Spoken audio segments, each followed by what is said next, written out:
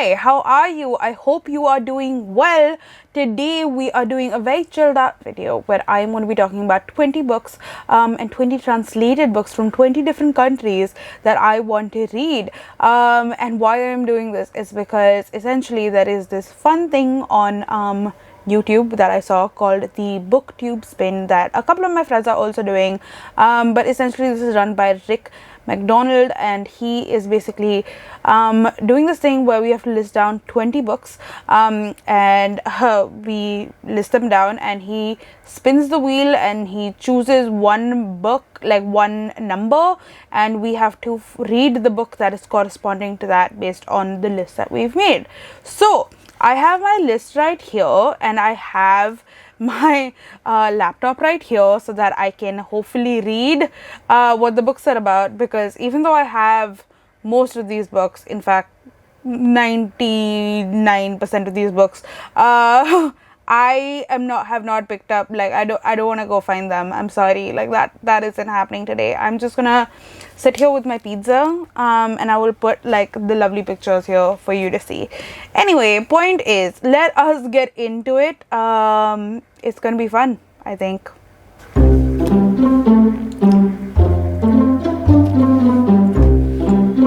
Alright, so number one, we have India, obviously, and for this it was difficult for me to choose, but I chose a book that I have not read in a while and I've been putting off for a while, and that's kind of going to be the theme of most of these books on the list, that there are all books that I've really wanted to read for a while and I've had them, but I just not gotten down to it.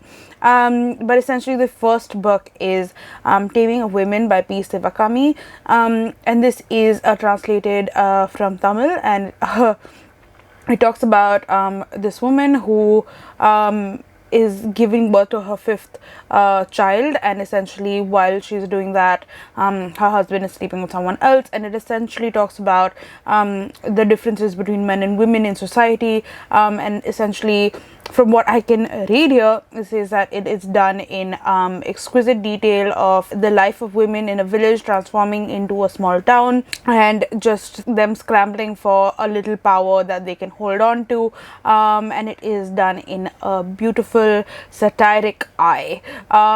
So yeah, I've heard really good things and I am excited to read. The second book is from Bangladesh, and that is Lajja by Taslima Nasrin, and this book is a non-fiction book which basically catalogues her and her family's journey when they lived in Bangladesh, but after the Babri Masjid demolition that took place in 92, which is where a bunch of Hindus basically demolished a really old and revered mosque in India.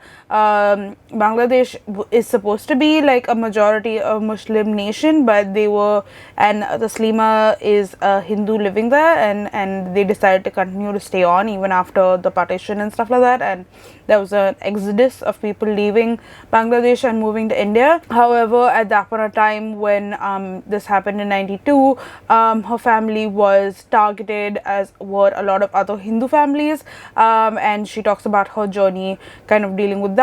And yeah, I've heard that it is really good, and Lajja in like Hindi Bengali means shame, so I'm interested to see what this has to say. For number 3, we have Turkey, and for that I have chosen A Strangeness in My Mind by Orhan Pamuk. Orhan Pamuk is an author that I've heard extremely good things about, and I just haven't read any of his books yet, but this one is a book that I have heard the best things about, and essentially we follow like this person called Mevlut, if I'm not mistaken, and we follow 4 decades of his life, where he works in a number of jobs in Istanbul, from being a fruit seller to like a bunch of other things, and through this we get to see various people's lives through like his eyes, and he always wonders what it is that separates him from everyone else, the source of that strangeness in his mind,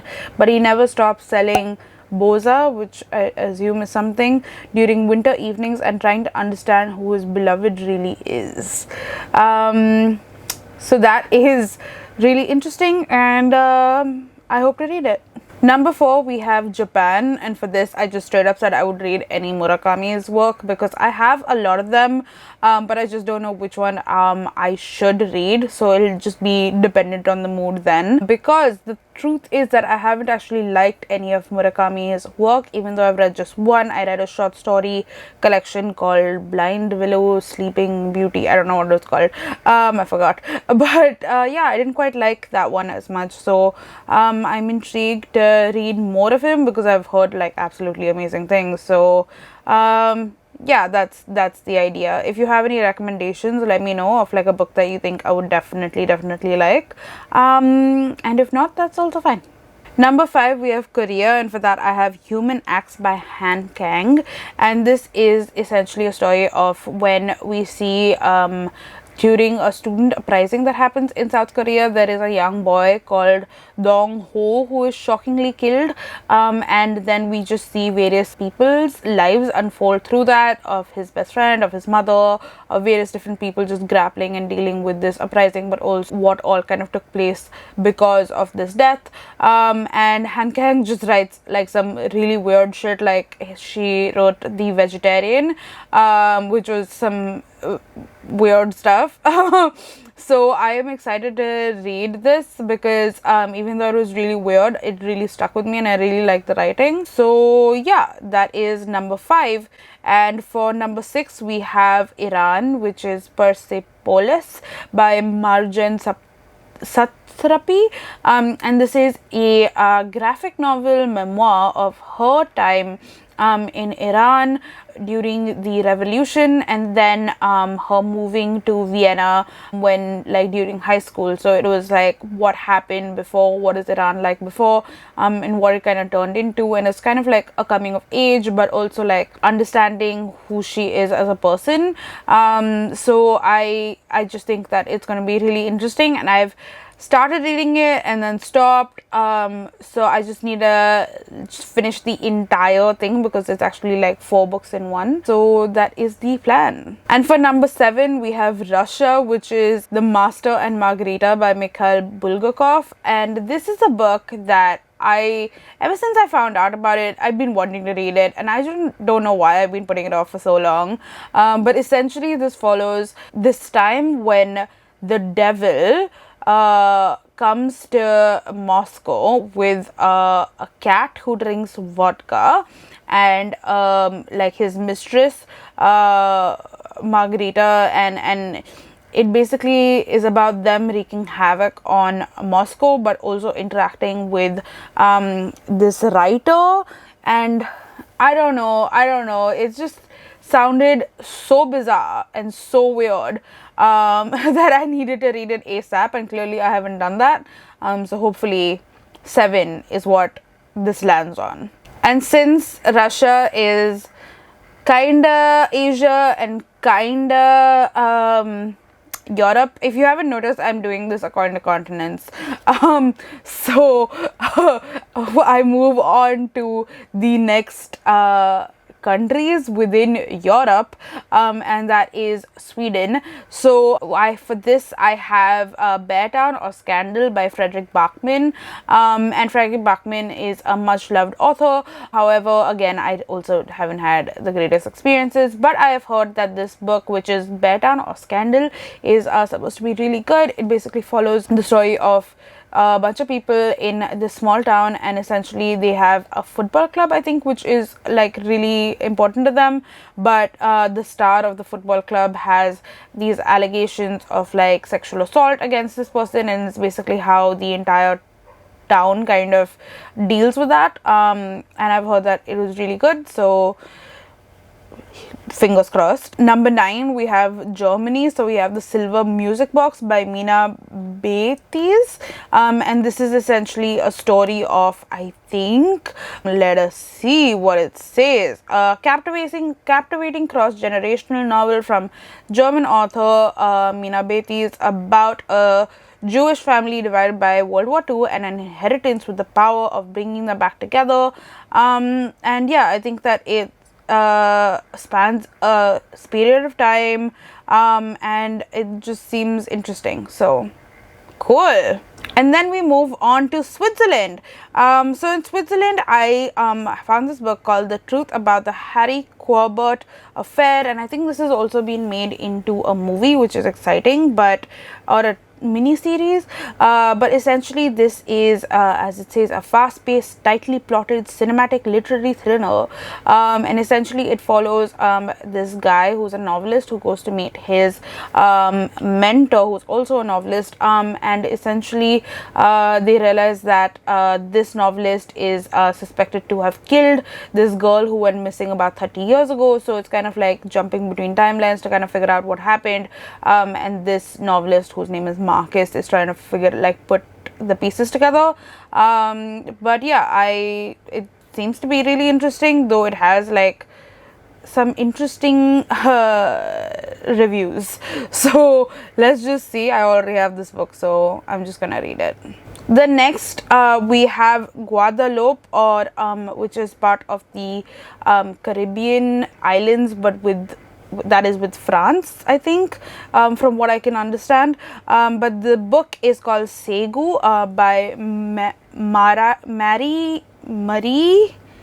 Conde.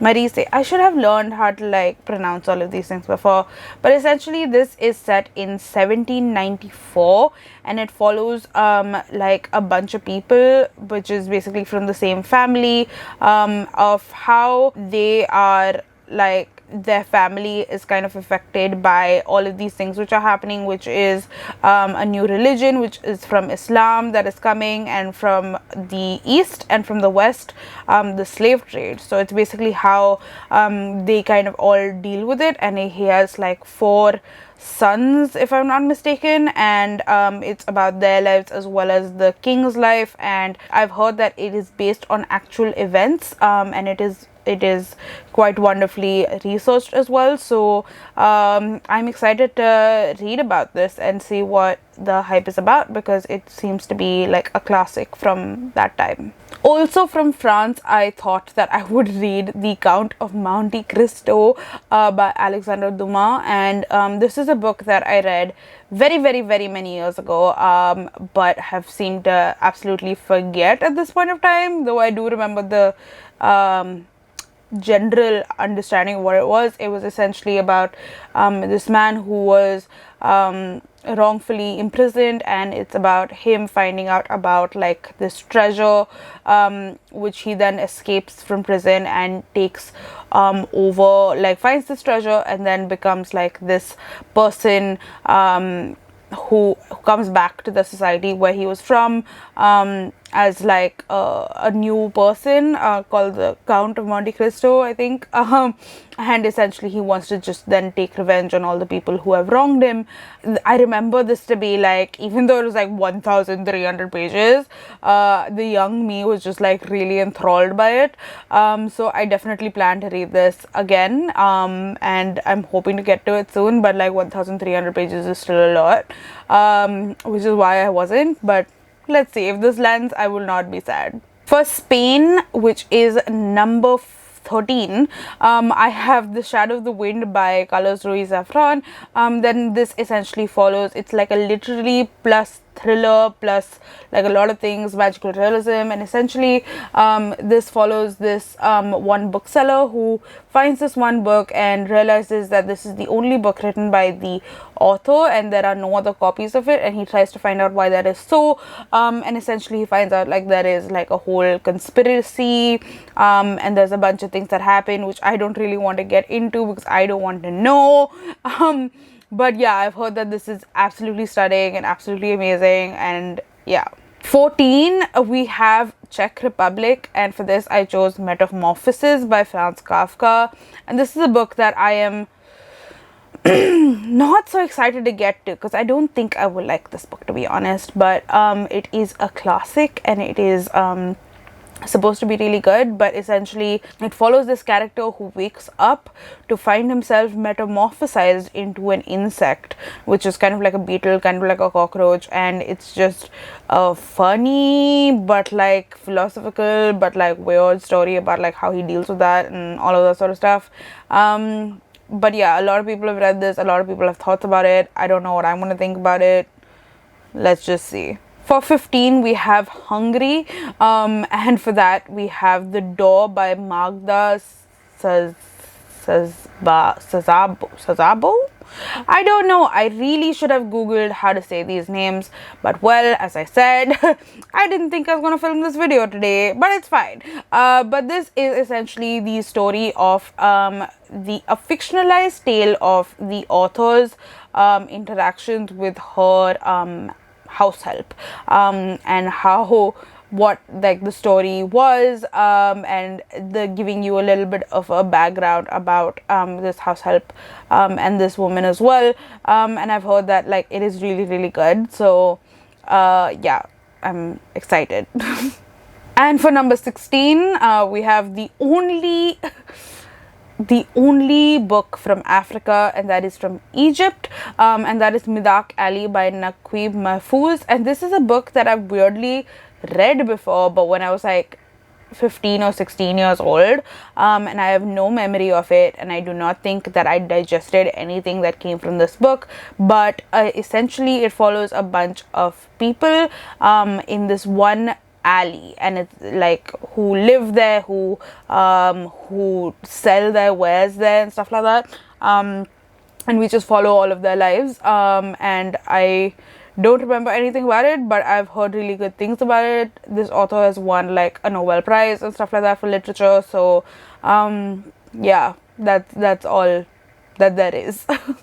Okay, we move to South America now, and for Mexico, we have Sudden Death by Alvaro Enrique, which honestly might be the wildest book that I have ever heard of, because it essentially it's about a tennis match, or a bunch of tennis matches and a bunch of like various things happening, but it involves like an Italian painter called Caravaggio, which I'm sure who's like a really famous person, and then Galileo and Mary Magdalene and like a bunch of people and like popes, and then there's Anne of Boleyn and Thomas Cromwell, and there's like a Mayan something, and like, oh my god, I don't know, but essentially I'm just gonna read what this says. It says, in a mind-bending prismatic novel, worlds collide, time collides, and traditions break down. There are assassinations, executions, hallucinogenic mushrooms, utopias, carnal liaisons,